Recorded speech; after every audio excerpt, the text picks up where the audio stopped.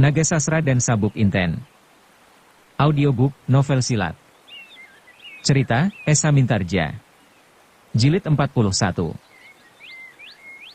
Kemudian terdengarlah si Marodra menjawab, "Berikanlah kesempatan pertama kepadaku sebagai suatu kehormatan yang dapat kami berikan kepadanya yang terakhir." Manahan benar-benar tersinggung mendengar kata-kata itu. "Jangan berebut dahulu. Kalian akan mendapat giliran masing-masing. Tetapi kalau kalian masih membiasakan diri bertempur berpasangan, biarlah Bagus Handaka membantuku, sebab aku merasa pasti bahwa aku tidak akan mampu melawan kalian berdua." Merahlah telinga suami istri si Marodra mendengar jawaban itu. Apalagi yang disebutnya dengan nama Handaka tidak lebih dari seorang anak-anak. Karena itu dengan marahnya harimau liar itu menjawab, "Baiklah, biarlah aku binasakan kau sampai kepada muridmu. Supaya untuk seterusnya kau tidak selalu mengganggu." Selesai dengan kata-katanya itu, segera suami istri itu meloncat dari kudanya dan dengan gerakan seperti badai mereka menyerang Manahan dan Bagus Handaka. Si Marodra bertempur melawan Manahan, sedang istrinya dengan marahnya menyerang Bagus Handaka. Melihat gerakan mereka, Manahan agak terkejut. Memang ternyata mereka telah mendapat banyak kemajuan. Karena itu segera ia mencemaskan muridnya. Dalam kesempatan yang pendek ia berbisik, "Handaka, hindari setiap benturan serta sentuhan dengan kuku-kuku harimau betina itu. Sebab kuku itu beracun. Aku hanya percaya kepada kecepatanmu bergerak, bukan kekuatanmu." Handaka maklum kepada nasihat gurunya. Segera ia sadar bahwa lawannya memiliki ketinggian ilmu di atasnya. Karena itu ia harus melayani dengan otaknya, tidak dengan tenaganya melulu. Dan ternyata kemudian setelah mereka bertempur beberapa saat, segera Bagus Handaka merasa betapa angin yang sangat membingungkan melibatnya dari segenap arah. Untunglah bahwa ia banyak menaruh perhatian pada setiap gerak yang dianugerahkan kepada alam oleh penciptanya, kepada setiap makhluk yang paling lemah sekalipun. Kali ini Bagus Handaka benar-benar menjadi seekor kelinci yang harus menghindari terkaman serigala ganas, seperti yang pernah diamatinya dengan saksama. Atau seperti seekor kancil yang menyelinapkan hidupnya di antara kaki-kaki harimau yang garang. Karena itulah maka ia tidak dapat bertempur di tempat yang sempit. Bagus Handaka kemudian berkisar dari tempatnya, menyusup pepohonan dan mempergunakan batang-batang pohon sebagai perisai. Meskipun demikian, ternyata bahwa ia selalu berhasil menyelamatkan dirinya dari libatan gerakan-gerakan yang dahsyat dari harimau betina Gunung Tidar yang garang itu, meskipun ia terpaksa berlari-larian dan hanya sekali-sekali saja menyerang, apabila benar-benar ada kesempatan. Bahkan dengan demikian ia berhasil membuat istri si Marodra itu semakin marah dan menjerit-jerit tak habis-habisnya. Sedangkan Manahan dengan tangguhnya bertempur melawan si Marodra. Dalam beberapa saat saja, Manahan benar-benar harus mengakui bahwa ilmu lawannya telah meningkat, sedang selama ini ilmunya sendiri tidak seberapa mengalami penambahan, sebab memang tak ada orang yang menuntunnya lebih lanjut. Hanya karena ketekunan diri saja maka Manahan menjadikan ilmunya lebih masak. Maka pertempuran antara dua orang perkasa itu pun berlangsung dengan dahsyatnya. Si Marodra menjadi semakin garang, karena hatinya dibebani oleh dendam yang meluap-luap, sedang Manahan dengan penuh tekad serta janji kepada diri sendiri, untuk melenyapkan setiap unsur kejahatan yang merusak sendi-sendi penghidupan. Kemudian mereka pun tidak dapat bertahan bertempur di titik yang sama. Perlahan-lahan pertempuran itu berkisar dari satu lingkaran ke lingkaran yang lain, dengan menandai bekas-bekas yang mengerikan. Pohon-pohon bergerakan roboh, serta batu-batu menghambur-hambur simpang siur di udara. Kaki-kaki mereka telah memecahkan apa saja yang terinjak. Medan pertempuran itu kemudian menjadi seolah-olah daerah angin prahara yang belit-membelit dan hantam-menghantam, bahkan kadang-kadang dibarengi dengan teriakan yang membahana seperti guntur disusul dengan benturan-benturan dahsyat dari tangan-tangan mereka yang saling menghantam. Laskar dari kedua belah pihak yang menyaksikan pertempuran itu menjadi terpukau diam. Meskipun mereka pernah pula menyaksikan pertempuran-pertempuran dahsyat, apalagi laskar dari Gunung Tidar, namun kali ini merupakan suatu pertempuran yang benar-benar jarang terjadi. Berbeda dengan pertempuran itu, Bagus Handaka masih saja bermain kucing-kucingan. Dengan cerdiknya ia memilih tempat-tempat yang gelap dan berpohon-pohon meskipun kadang-kadang ia dikejutkan oleh pukulan yang dahsyat dari istri si Marodra, yang mematahkan pohon-pohon yang dipergunakan sebagai perisai. Keadaan itu sebenarnya sangat menggetarkan hati Handaka.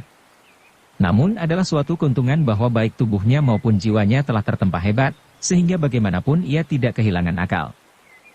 Meskipun demikian, di samping melayani lawannya yang tangguh luar biasa, Manahan masih selalu mencemaskan muridnya. Hanya kadang-kadang saja ia sempat melirik Handaka yang berlari-larian di dekatnya, kemudian anak itu menyerang sekali dua kali, kemudian kembali berlindung di balik pohon-pohonan. Namun bagaimanapun juga akhirnya Manahan terpaksa mengakui bahwa Handaka sama sekali tak akan dapat bertahan lebih lama lagi. Karena itu Manahan telah berjuang semakin keras. Ia mengharap dapat segera menyelesaikan pertempuran. Dengan demikian ia akan dapat pula menyelamatkan Bagus Handaka. Tetapi ternyata Simarodra sekarang bukan lagi Simarodra 3 tahun yang lalu. Simarodra itu ternyata telah memiliki berbagai macam ilmu yang belum dimilikinya dahulu. Gerakannya menjadi sangat garang, cekatan dan sangat berbahaya, sehingga untuk menandinginya, Manahan sudah harus memeras segenap ilmunya. Karena itu ia menjadi gelisah. Bagaimana jadinya Bagus Handaka kalau ia tidak segera dapat menolongnya? Tetapi tiba-tiba terjadilah suatu hal di luar dugaan. Ketika Bagus Handaka telah benar-benar terdesak, dan tidak mampu untuk berbuat sesuatu, hati Manahan tergoncang hebat. Cepat ia meloncat mundur, menghindar dari lingkaran pertempuran. Pada saat itu ia melihat tangan istri Simarodra itu telah terayun deras sekali, sedang Bagus Handaka yang baru saja kehilangan keseimbangan dan jatuh bergulingan, masih belum sempat meloncat berdiri. Manahan tidak mempunyai kesempatan lagi untuk meloncat mendekati. Maka satu-satunya kemungkinan adalah menyelamatkan muridnya dari jarak jauh. Untunglah bahwa ia masih sempat menyambar sebuah batu dan dengan sekuat tenaga batu itu dilemparkan ke arah istri Simarodra. Ternyata pertolongannya itu untuk sementara berhasil. Istri Simarodra terpaksa meloncat menghindari batu yang dengan derasnya menyambar kepalanya. Saat yang sangat berharga itu ternyata dapat dipergunakan Handaka dengan baiknya. Cepat ia melenting berdiri dan dengan tangkasnya pula tangannya menyambar tombaknya, Kiai Bancak. Pada saat itu Manahan tidak dapat berbuat lebih banyak lagi. Sebab Simarodra telah menggeram dengan hebatnya dan menerkamnya sebagai seekor harimau yang kelaparan. Sehingga sesaat kemudian pertempuran telah berulang lagi dengan dahsyatnya. Demikian juga Bagus Handaka, ia harus sudah bekerja mati-matian melawan istri Simarodra itu. Meskipun di tangannya telah tergenggam tombak pusaka Banyu Biru, namun ia masih banyak mengalami kesulitan. Tetapi sedikit banyak tombak di tangannya itu akan dapat memperpanjang daya perlawanannya. Tiba-tiba, ketika Bagus Handaka sekali lagi mengalami tekanan yang hebat, sedang Manahan masih belum sempat untuk menolongnya, datanglah sebuah bayangan yang seperti melayang memasuki lingkaran pertempuran. Dengan tangan kirinya ia mendorong Bagus Handaka, sehingga anak itu jatuh terpelanting. Dan sesudah itu tanpa mengucapkan sepatah kata pun ia langsung menyerang istri Simarodra. Bagus Handaka ketika kemudian telah dapat meloncat berdiri, memandang orang itu dengan penuh keheranan. Tenaganya meskipun terasa lunak, namun kuatnya bukan kepalang. Meskipun demikian, dalam keheranannya itu ia menjadi gembira pula. Sebab menilik kekuatannya, ia mengharap bahwa orang itu dapat mengimbangi istri Simarodra. Kemudian dengan mulut ternganga ia memperhatikan pertempuran yang berlangsung dengan hebatnya. Kedua-duanya memiliki kecepatan bergerak yang mengagumkan, sehingga pertempuran itu seolah-olah berubah menjadi bayang-bayang daun yang bergerak-gerak ditiup angin pusaran. Manahan dan Simarodra suami istri pun tidak pula kalah herannya. Mereka sama sekali tidak mengenal siapakah orang yang telah berani ikut campur dalam pertempuran itu. Namun beberapa saat mereka tidak sempat memperhatikan lebih saksama lagi, karena masing-masing masih harus berjuang di antara hidup dan mati. Hanya kemudian terdengar istri Simarodra itu berteriak melengking karena marahnya. "Hi, orang yang tak tahu diri. Siapakah kau yang berani mencampuri urusan kami?" Namun orang yang perkasa itu sama sekali tidak menjawab. Bahkan ia mempercepat gerakannya sehingga istri Simarodra itu terpaksa bekerja lebih keras lagi, sejalan dengan memuncaknya kemarahannya. Tetapi agaknya lawannya pun memiliki ketangkasan yang mengagumkan. Tangannya dengan lemasnya bergerak menyambar-nyambar seperti ujung ribuan cambuk yang bergerak bersama-sama, sehingga dengan demikian terasa bahwa serangan orang itu datangnya dari ribuan arah pula. Hal yang sedemikian itu dapat dilihat pula oleh Simarodra. Ia kemudian agak mencemaskan istrinya. Maka sekarang ialah yang bekerja mati-matian untuk segera dapat menundukkan lawannya. Karena itu tandangnya menjadi semakin garang. Serangannya datang bergulung-gulung seperti ombak yang diguncang oleh badai. Namun ternyata lawannya tangguh seperti batu karang, yang sama sekali tak dapat ditundukkan. Karena itu, maka tiba-tiba harimau hitam dari Gunung Tidar itu tidak sabar lagi. Dengan mengaum hebat, direntangkannya kedua belah tangannya, serta tubuhnya menggeletar dengan hebatnya. Itulah tandanya bahwa hantu Gunung Tidar itu akan mempergunakan aji macan liwung.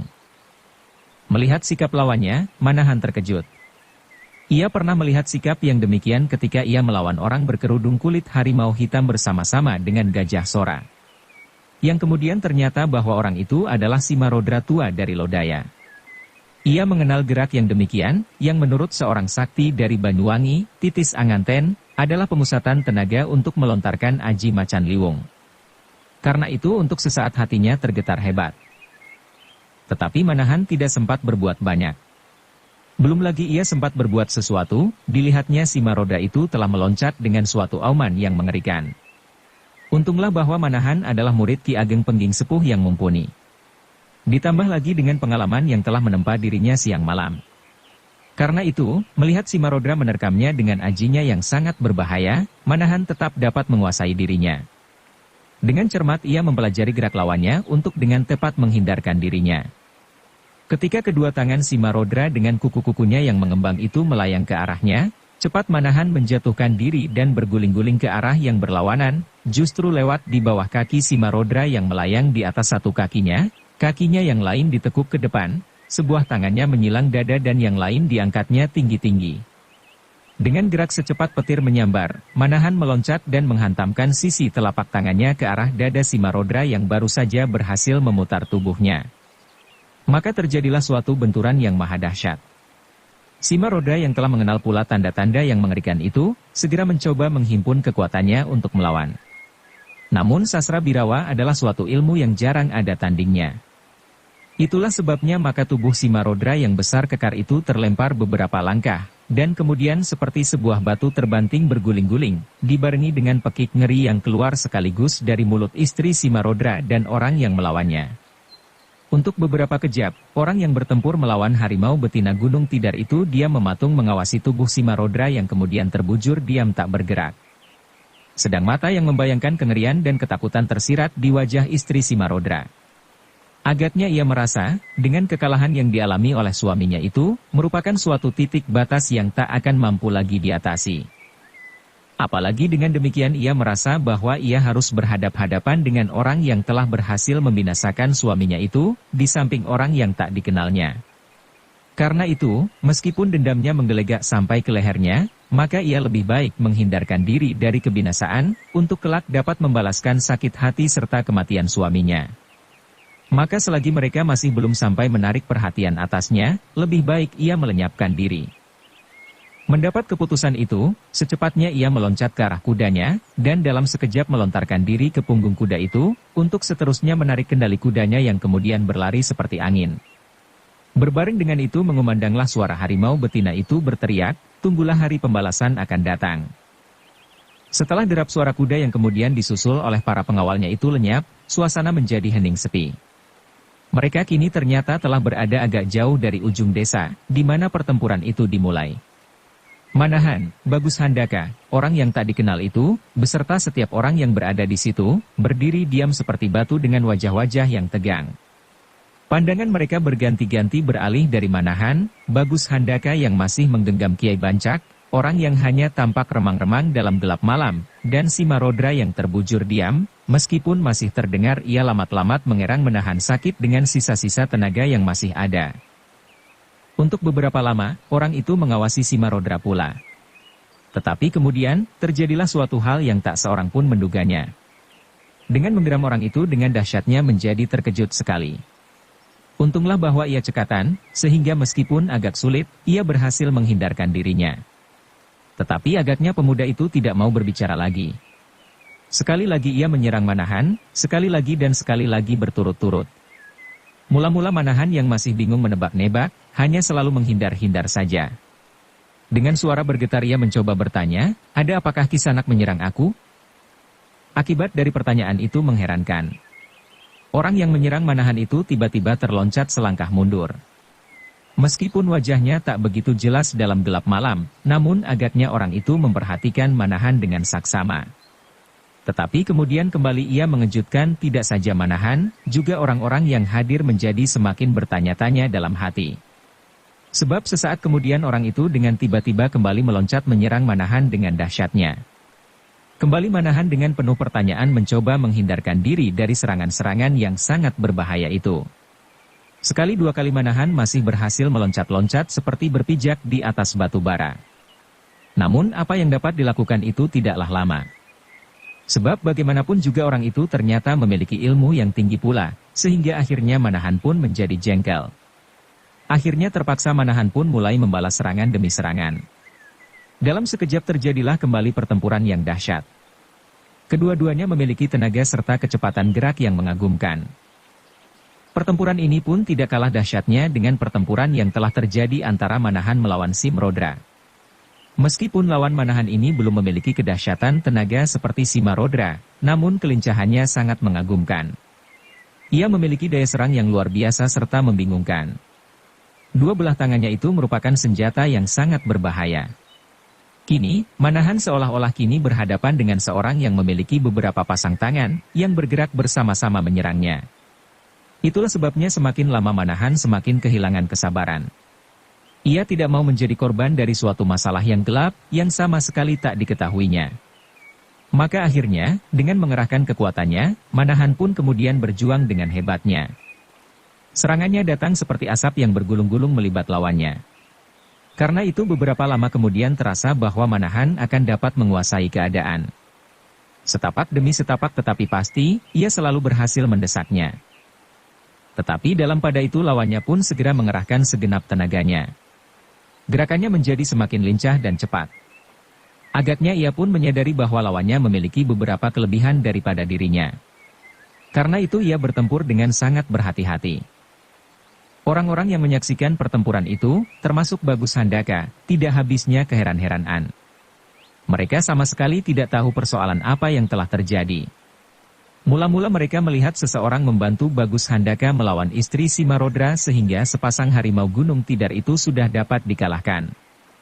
Tetapi yang tiba-tiba saja malahan orang yang telah membantu itu dengan dahsyatnya berganti menyerang. Namun demikian tak seorang pun berani berbuat sesuatu. Tak seorang pun yang berani mencoba melerainya. Jangankan para penduduk Gedangan, sedang Bagus Handaka pun melihat pertempuran itu dengan wajah yang kagum. Pada saat Manahan bertempur dengan Simarodra, ia sama sekali tidak sempat menyaksikannya, sebab ia sendiri harus selalu berloncat-loncatan menghindari serangan istri Simarodra. Pada saat ia menyaksikan pertempuran antara orang yang menolongnya itu melawan istri Simarodra yang tak sehebat gurunya, ia pun telah mengaguminya. Apalagi pertempuran itu. Diam-diam ia menjadi semakin kagum melihat keperkasaan Manahan, namun ia heran juga melihat orang dapat bertempur selincah lawan gurunya itu. Tetapi yang tak seorang pun tahu, adalah kesibukan hati Manahan. Ketika lawannya telah sangat terdesak, dan melawannya dengan segenap ilmu yang dimilikinya, Manahan menjadi berdebar-debar. Agaknya ia pernah bertempur dengan seseorang yang memiliki ilmu yang demikian dahsyat serta lincah. Meskipun demikian sesaat ia masih bertempur sepenuh tenaga. Ia tak mau ditelan oleh angan-angannya, yang belum mendapat kepastian. Karena itulah ia masih saja mendesak maju, serta mempersempit setiap kesempatan bergerak dari lawan, yang bagaimanapun lincahnya, akhirnya merasakan juga ilmunya belum dapat disejajarkan dengan ilmu yang dimiliki oleh Manahan. Akhirnya ketika ia sudah tidak mampu lagi melawan dengan tangannya, tiba-tiba memancarlah sebuah cahaya yang berkilat-kilat. Di tangan orang itu kemudian tergenggam sehelai pedang yang tipis, yang agak lebih kecil sedikit dibandingkan dengan pedang biasa. Melihat pedang itu hati Manahan berdesir. Cepat ia meloncat mundur, dan dengan dada bergetaran ia akan mencoba untuk menghentikan pertempuran. Namun belum lagi mulutnya sempat mengucapkan kata-kata, orang itu telah meloncat menyerang dadanya. Tetapi sekarang Manahan tidak lagi berusaha untuk melawan, bahkan menghindar pun tidak. Ketika ia melihat pedang itu, dan kemudian ia melihat ujung pedang itu selalu bergetar dalam tangan lawannya, ia sudah pasti, siapakah orang itu. Karena itu betapa menyesalnya, bahwa ia telah benar-benar bertempur, dan bahkan mungkin sudah menyakitinya pula. Dalam sesaat itu, ia sudah dapat mengetahui hampir segala persoalan kenapa tiba-tiba ia diserangnya. Juga ia yakin bahwa lawannya telah pula mengetahui siapakah sebenarnya dirinya. Sebaliknya, orang itu pun terkejut ketika Manahan sama sekali tak menghindari mata pedangnya yang sudah hampir merobek dada itu. Kalau semula ia benar-benar marah dan dendam, namun ketika Manahan sama sekali seolah-olah pasrah diri, hatinya bergoncang. Tiba-tiba saja timbullah suatu perasaan, bahwa tidak semestinya lah ia harus melukai orang itu, apalagi setelah lawannya itu pasrah. Lebih-lebih sampai mengambil jiwanya. Karena itu, kemudian dengan gugupnya ia mencoba untuk menarik serangannya. Tetapi sayang bahwa lontaran tenaga loncatnya sedemikian besar. Maka yang dapat dilakukannya adalah mengubah arah pedangnya. Meskipun demikian, karena ujung pedangnya yang setajam pisau pencukur itu sudah hampir melekat dada, maka terpaksa ujung pedang itu masih menggores lengan Manahan. Mengalami peristiwa itu, Manahan berdesis kecil sambil terdorong setapak ke samping oleh gerak naluriahnya. Tetapi setelah itu, kembali ia tegak seperti patung, tanpa suatu usaha untuk membalas, apalagi membinasakan lawannya. Berdesirlah setiap dada dari mereka yang mengelilingi arena pertempuran itu. Sedang di antara mereka, dada Handakalah yang paling terguncang. Tanpa disengajanya ia telah meloncat maju. Tetapi kemudian ia tidak berani melangkah, sebelum mendapat izin dari gurunya. Meskipun keinginannya untuk melakukan apapun karena kemarahannya yang telah memuncak melihat gurunya dilukai, pada saat gurunya sudah menghentikan perlawanan. Sedangkan ia yakin bahwa kalau saja Manahan menghendaki, pasti ia berhasil menghindari tusukan pedang itu. Tetapi lebih dari segala keanehan yang telah terjadi, orang-orang di sekitar arena pertempuran itu seolah-olah benar-benar melihat suatu pertunjukan yang sengaja untuk memusingkan kepala mereka. Sebab setelah itu, tiba-tiba ia melihat orang yang telah melukai Manahan itu pun berdiri pula seperti patung sambil menundukkan wajahnya dalam-dalam. Sebenarnya lah bahwa ia pun sangat menyesal bahwa Manahan telah terluka. Orang itu merasa bersalah, bahkan lebih dari itu, berbagai-bagai perasaan bergulat di dalam hatinya. Karena itu dengan tangan bergetar ia menyarungkan pedangnya perlahan-lahan. Setelah itu, tiba-tiba ia membalikkan tubuhnya dan berlari ke arah Simarodra yang masih saja terlentang sambil mengerang kesakitan. Segera ia menjatuhkan dirinya, dan berlutut di sampingnya. Suasana kemudian dicengkam oleh kesepian yang mendalam. Setiap orang seakan-akan mencoba untuk tidak melakukan suatu gerakan pun. Bahkan suara nafas mereka menjadi tertahan-tahan pula. Tetapi tiba-tiba di dalam kesepian itu terdengarlah suara tangis yang tertahan. Beberapa orang hampir menjadi tak percaya kepada dirinya sendiri, bahwa mereka telah mendengar tangis seorang perempuan. Ayah, terdengar suara di antara isak tangis itu. Untunglah, bahwa pada saat itu sisi telapak tangan Manahan menghantam dada Simarodra, ia sedang dalam kesiagaan penuh untuk melontarkan ajinya macan liwung, sehingga daya kekuatannya pun telah dipergunakan hampir sepenuhnya. Dengan demikian ia telah terhindar dari kebinasaan yang mengerikan.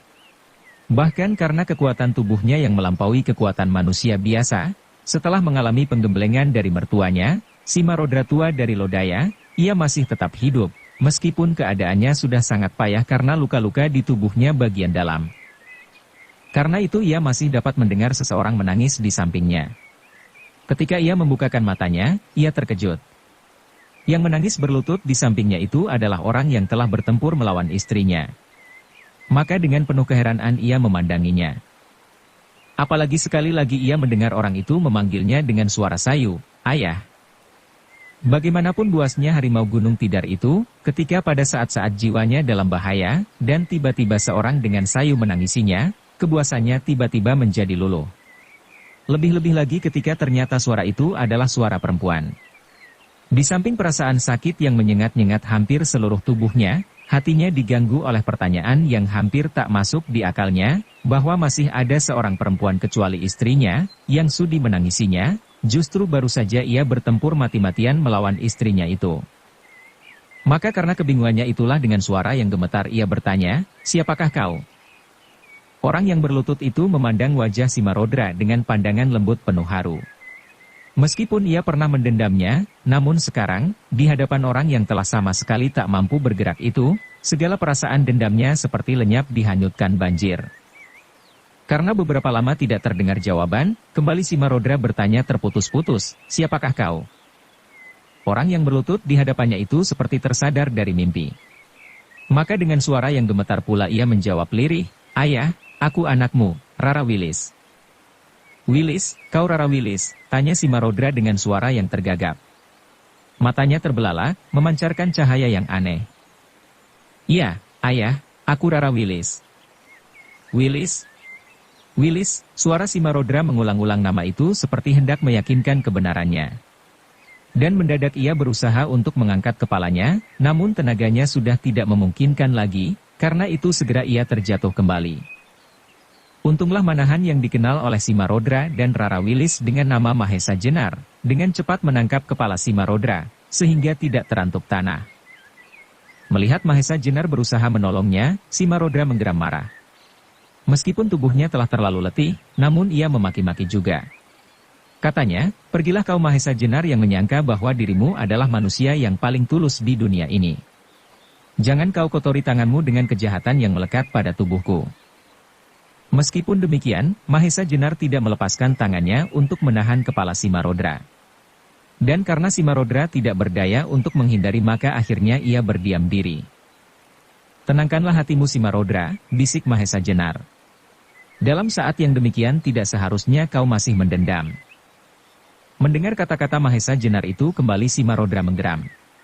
Namun ia tidak berkata apa-apa. Akhirnya kembali matanya menatap orang yang mengaku diri anaknya.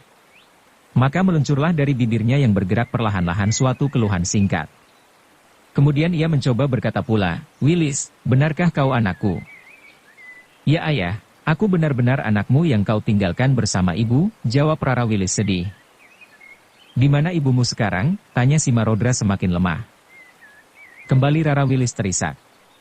Dengan kata-kata yang hampir tak terdengar ia membisiki ayahnya, "Ibu telah meninggal, setahun sepeninggal ayah." Si Marodra menarik nafas dalam-dalam. "Willis," katanya kemudian, "maafkanlah ayahmu ini.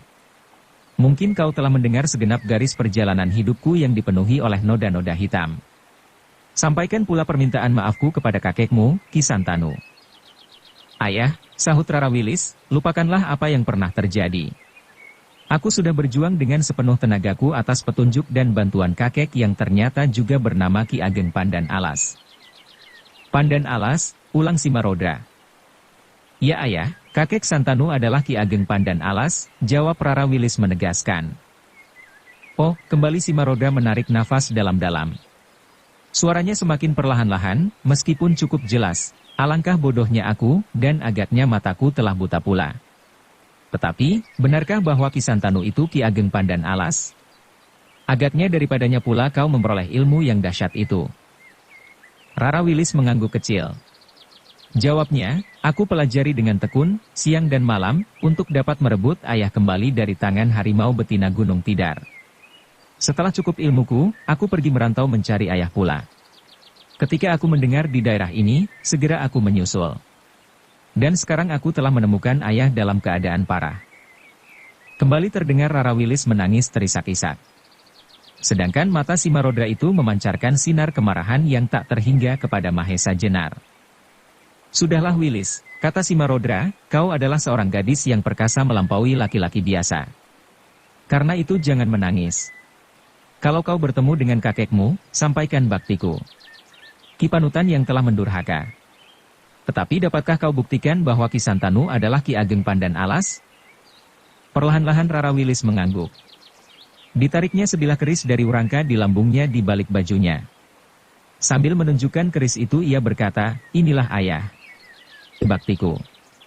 Ki Panutan yang telah mendurhaka. Tetapi dapatkah kau buktikan bahwa Ki Santanu adalah Ki Ageng Pandan Alas?" "Sigar penjalin," desis si Marodra, "cobalah aku merabanya." Segera keris itu diserahkan kepada si Marodra yang menerimanya dengan sisa tenaganya. Meskipun demikian, terjadilah sesuatu di luar dugaan mereka. Dengan tangannya yang lemah si Marodra mencoba menggoreskan keris yang sakti tiada taranya itu ke tangan Mahesa Jenar. Mahesa Jenar terkejut bukan kepalang.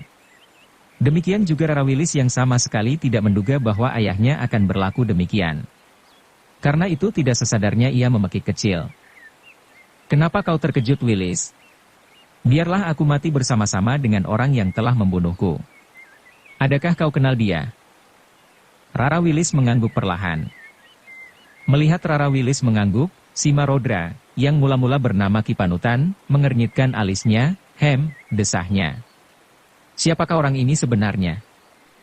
Sebagai yang ayah kenal, jawab Rara Wilis, namanya Mahesa Jenar, yang mencoba melawan kejahatan. Menurut kakek, ia adalah bekas seorang prajurit yang bergelar Rangga Toh Jaya. Bekas prajurit, ulang Ki Panutan, yang kemudian disebut si Marodra Muda. Apakah hubunganmu atau kakekmu dengan dia? Tak ada, sahut Rara Wilis. Tetapi Kakang Mahesa Jenar itu pernah membebaskan aku dari kebuasan Jaka Soka Nusa Kambangan. Si Marodra terkejut, setelah itu tubuhnya bertambah lemah. Dengan suara yang hampir berbisik ia berkata, syukurlah kau terlepas dari tangan ular laut yang keji itu. Kemudian kepada Mahesa Jenar ia berkata, maafkan aku Mahesa Jenar. Agaknya kau benar-benar telah berjuang untuk menegakkan sendi-sendi kebajikan. Kalau demikian biarlah dalam saat yang terakhir ini aku bercermin diri. Baik, kau Wilis, maupun kau Mahesa Jenar, telah menempatkan diriku pada titik kesadaran. Karena itu aku akan berlalu dengan hati yang lapang. Ayah, potong Rara Wilis, aku telah bersusah payah, berusaha untuk menemukan ayah. Ki Panutan itu tampak tersenyum. Meskipun wajahnya yang ditumbuhi oleh rambut-rambutnya yang lebat, yang baru beberapa waktu berselang memancarkan cahaya yang mengerikan, sebagai seorang yang menamakan dirinya si Marodra, kini tiba-tiba telah berubah sama sekali. Dengan mata yang bersih bening, serta senyum keikhlasan, ia berbisik perlahan sekali, Wilis, biarlah aku pergi. Puaslah sudah hatiku setelah aku mengetahui bahwa anakku telah menjadi seorang gadis yang perkasa, serta berhati bersih. Kau mau berlutut di sampingku meskipun kau tahu bahwa hidupku penuh diwarnai oleh noda dan dosa. Setelah itu, nafasnya menjadi semakin sesak. Beberapa kali Ki Panutan itu menggeliat menahan sakit. Ayah, Rara Wilis hampir memekik. Ki Panutan yang telah memejamkan matanya itu perlahan-lahan membukanya kembali. Sekali lagi ia tersenyum penuh keikhlasan. Ayah, jangan pergi, jerit Rara Wilis yang sudah kehilangan keperkasaannya menyaksikan keadaan ayahnya, tetapi ia telah berubah menjadi seorang gadis kembali yang menyaksikan saat-saat terakhir dari ayahnya yang selama ini dicarinya. Tetapi tak seorang pun yang kuasa menahan renggutan maut. Demikianlah perlahan-lahan Ki Panutan itu menutup matanya. Ia masih sempat menyilangkan tangannya di dadanya sebagai suatu pernyataan keikhlasan hatinya. Di antara rambut yang tumbuh hampir memenuhi wajahnya itu, terseliplah bibirnya membayangkan senyum. Dan sesaat kemudian Ki Panutan yang telah menggemparkan dengan kebiasaannya menculik gadis-gadis untuk upacara-upacara kepercayaannya yang aneh-aneh, serta perampokan dan kejahatan-kejahatan yang pernah dilakukan di bawah nama si Marodra serta panji-panji bergambar harimau hitam, kini meninggal dunia di tangan musuh utamanya dengan penuh keikhlasan. Bersamaan dengan itu terdengarlah Rara Wilis memekik tinggi. Dengan tangis yang memancarkan kekecewaan hatinya, ia menelungkup di atas tubuh ayahnya yang sudah membeku. Melihat semuanya itu, serta setelah mendengar pembicaraan mereka, orang-orang gedangan menjadi sedikit banyak dapat menangkap persoalan di antara mereka. Meskipun demikian mereka masih berdiri tegak seperti patung. Bagus Handaka juga tidak beranjak dari tempatnya. Ia kini sudah teringat siapakah orang itu. Namun ia mengenalnya sebagai Pudak Wangi. Maka terharulah sekalian yang menyaksikan peristiwa itu. Pertemuan pada saat-saat terakhir yang memilukan. Tidak ketinggalan pula hati Mahesa Jenar. Di samping itu ia tidak mengerti apa yang harus dilakukan. Tiba-tiba kembali hatinya digetarkan oleh gadis anak Ki Panutan itu. Dengan tangkasnya gadis itu berdiri tegak. Tangan kirinya menggenggam Kiai Sigar Penjalin, sedangkan tangan kanannya menuding ke arah Mahesa Jenar dengan pandangan yang menyala-nyala. Rara Wilis hampir saja tidak dapat mengendalikan dirinya lagi. Setelah bertahun-tahun ia bekerja keras untuk dapat merebut ayahnya dan kemudian berangan-angan untuk dapat hidup damai kembali di tempat asalnya, ternyata kini pada saat yang diimpi-impikan itu datang, ayahnya terbunuh oleh Mahesa Jenar. Maka dengan gemetar penuh luapan perasaan ia berkata, Kakang Mahesa Jenar, kau telah merampas seluruh masa depan yang kuangan-angankan selama ini. Karena itu Kakang, aku akan membuat suatu perhitungan hutang piutang. Kau telah membebaskan diriku dari tangan Jaka Soka di hutan Tambak Baya. Tetapi kemudian kau binasakan ayahku pada saat aku menemukannya. Dengan demikian maka aku anggap bahwa hutang piutang kita telah lunas. Sejak ini aku anggap bahwa aku adalah orang yang sama sekali tak ada sangkut pautnya dengan Mahesa Jenar. Semua persoalan berikutnya adalah persoalan yang harus diperhitungkan tersendiri. Willis, jawab Mahesa Jenar. Tetapi ia tidak sempat berkata lebih banyak lagi, sebab sekejap kemudian Rara Willis telah meloncat dengan kecepatan yang mengagumkan, menerobos ke dalam gelap malam, dan hilang di dalamnya. Mahesa Jenar kemudian diam tertegun. Banyak hal yang sebenarnya akan diutarakan. Tetapi apa boleh buat? Sebenarnya ia sangat kecewa mendengar kata-kata Rara Willis. Kalau ia membunuh Simarodra, adalah karena Simarodra telah melakukan perbuatan yang bertentangan dengan sendi-sendi kehidupan masyarakat. Bertentangan dengan perikemanusiaan, apalagi dipandang dari segi ketuhanan.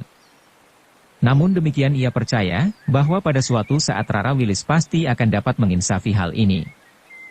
Melihat kekisruhan yang sedang membelit hati Mahesa Jenar, yang dikenal oleh penduduk gedangan bernama Manahan, tak seorang pun berani mendekatinya, apalagi bertanya sesuatu kepadanya, termasuk Bagus Handaka. Baru kemudian ketika Manahan itu telah melangkah pergi dan mengajak muridnya, Wiradapa segera menjajarinya, meskipun ia masih berdiam diri. Bersambung ke jilid 42. Dukung kami dengan subscribe, follow, like, komen dan share. Terima kasih.